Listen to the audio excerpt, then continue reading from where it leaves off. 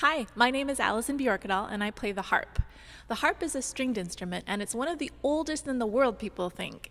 The first harp was probably a hunter with his bow and arrow, and when he let go of that arrow, the bow made a satisfying twang. Well, eventually they wanted more than one sound, so they put more and more strings until we end up with this giant instrument called the harp. The harp has 47 strings.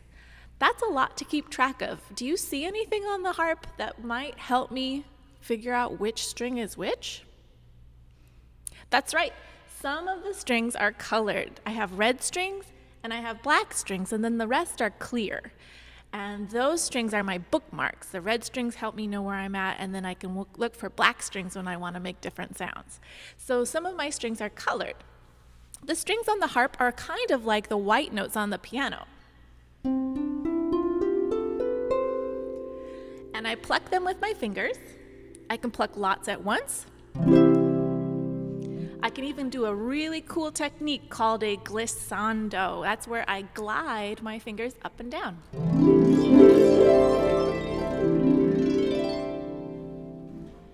Now, if these strings are like the white notes on the piano keyboard, what is missing? Most keyboards have black notes as well. The harp can't have more strings. It's already almost so large I can't move it. So we couldn't make the harp bigger to have more strings. So they came up with a system of foot pedals that I move here with my feet. There's 7 pedals. I'm going to play a pedal, and then I'm going to play a string and move my pedal.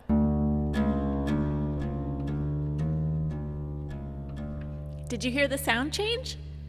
That's my pedal. It helps me to make the sharps and the flats in music, or the black notes on the keyboard, if you know what that looks like. Now, a lot of people, when they think of a harp, they think of angelic things, or happy, calm things, or fairies. And I really like that about the harp sound, but I also like to show people that the harp can sound a little different from just all of those kind of happy, gentle things. So today for you, I'm going to play a piece. The composer is her name is Catherine Cater. She lives in Oregon, and she's still alive. And she wrote a song or a piece of music rather, called Secret Agent Super Bunny. And this is what she tells us about it. Little rabbits sneak past the owls, coyotes, and foxes, and into my garden. So as you listen, you can imagine a little bunny trying to sneak past all of those predators and in to get some delicious carrots.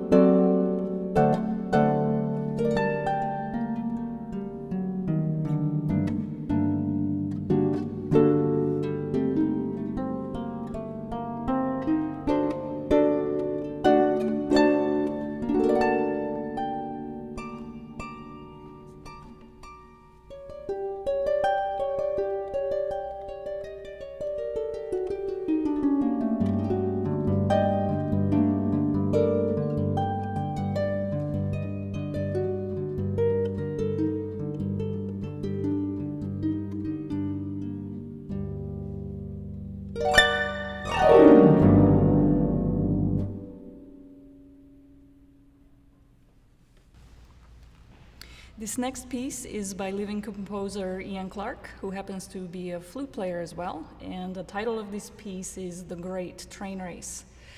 Its subtitle is The Flute Like You Don't Usually Hear It. Normally we hear the flute be playing really nice melodies with a beautiful focused sound. For instance, a simple scale would sound like.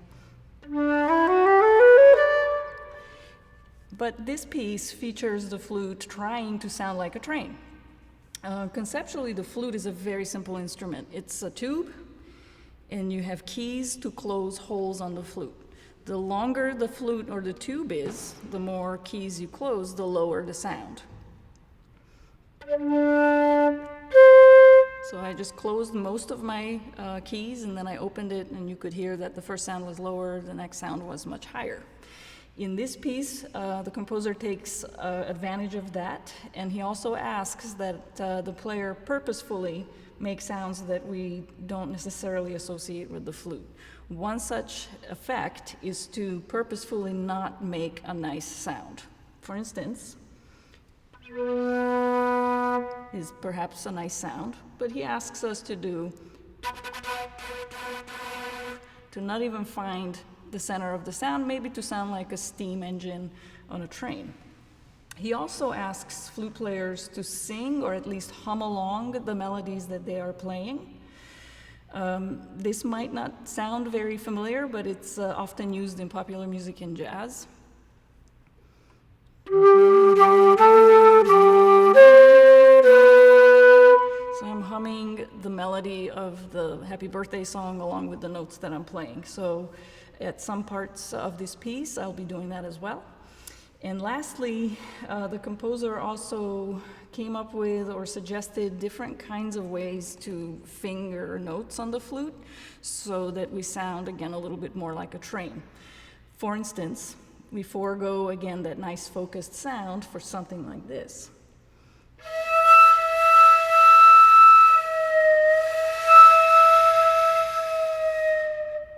To sound like a train whistle. So here it is, Ian Clarke's The Great Train Race.